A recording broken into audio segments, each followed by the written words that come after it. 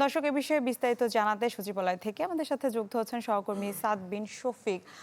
সাদ, কর্মদিবসের প্রথম দিনে প্রধানমন্ত্রীর বেশ কিছু কর্মসূচি রয়েছে, সে বিষয়ে বিস্তারিত জানাবেন। সেই সাথে পার্বত্য চট্টগ্রাম বিষয়ক মন্ত্রীর পদত্যাগের যে খবর শুনছি, অসুস্থতার কথা বলা হয়েছে, এ বিষয়ে বিস্তারিত আর কিছু জানা গেছে কিনা?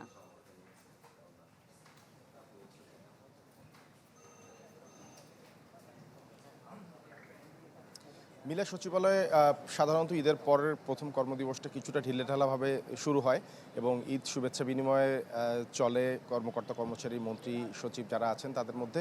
এবং আমরা দেখেছি সকাল থেকে অর্থাৎ 9:45 থেকে প্রধানমন্ত্রীর আজকে বেশ ঠাসা কর্মসূচিতে ঠাসা তারা আজকে সারাদিন, এবং এই মুহূর্তেও তিনি কিন্তু নানা কর্মসূচিতে ব্যস্ত আছেন। এবং আজকে সবচেয়ে বড় বিষয় যেটি আলোচনার জন্ম দিয়েছে সেটি হচ্ছে পার্বত্য চট্টগ্রাম বিষয়ক মন্ত্রীর পদত্যাগ। এই পদত্যাগের কথা আমরা সকাল থেকেই শুনছিলাম, এটাকে গুঞ্জন নাকি নিশ্চিত হওয়ার চেষ্টা করছিলাম, তবে কিছুক্ষণ আগে প্রধানমন্ত্রীর যে প্রেস উইং আছে, প্রেস উইংয়ের পক্ষ থেকে কিন্তু নিশ্চিত করা হয়েছে তার পদত্যাগের বিষয়টি।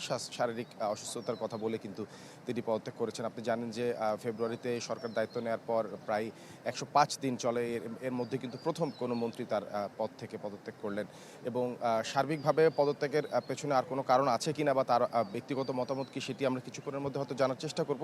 প্রধানমন্ত্রীর সাথে সাক্ষাৎ করতে এসেছেন পার্বত্য চট্টগ্রাম বিষয়ক মন্ত্রী যিনি পদত্যাগ করেছেন, উনি সাক্ষাৎ শেষে বেরিয়ে আসার পর মূলত আমরা হয়তো তার সাথে কথা বলে যদি সুযোগ হয় তাহলে নিশ্চয়ই জানার চেষ্টা করবো এর পেছনে অন্য কোনো কারণ আছে কিনা বা তার মোটামুটি তার বক্তব্যটা কি।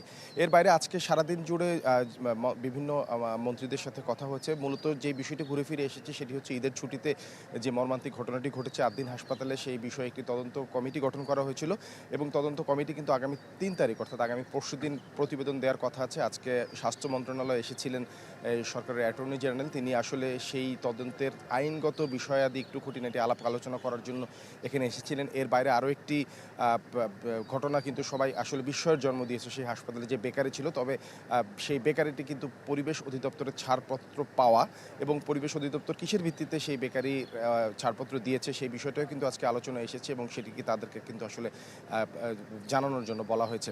সব মিলিয়ে আজকে ঈদের পর প্রথম কর্মদিবস নানা ঘটনাবহুল বিষয়ের মধ্য দিয়ে কিন্তু এই সচিবালয় পার হচ্ছে এবং আমরা চেষ্টা করব কিছুক্ষণের মধ্যে আসলে সচিবালয়ে প্রধানমন্ত্রীর সাথে বৈঠক শেষে পার্বত্য চট্টগ্রাম বিষয়ক মন্ত্রী যিনি পদত্যাগ করেছেন তার আনুষ্ঠানিক বক্তব্য জানানোর জন্য। সব মিলিয়ে সচিবালয়ে এই ছিল এখনকার মতো সর্বশেষ ঘটনা। জি জি সাদ, ধন্যবাদ আপনাকে। সচিবালয় থেকে সহকর্মী সাদ বিন শফিক আমাদের সাথে যুক্ত হয়েছিলেন। সময়ের সাথে সাথে দেখা দেয় নিত্য নতুন প্রয়োজন, রেডি থাকতে হয় প্রতি মুহূর্ত। তাই এলো ইনোভার, যেন আপনি লাইফে থাকেন রেডি প্রতিদিন। Innova, designed for now.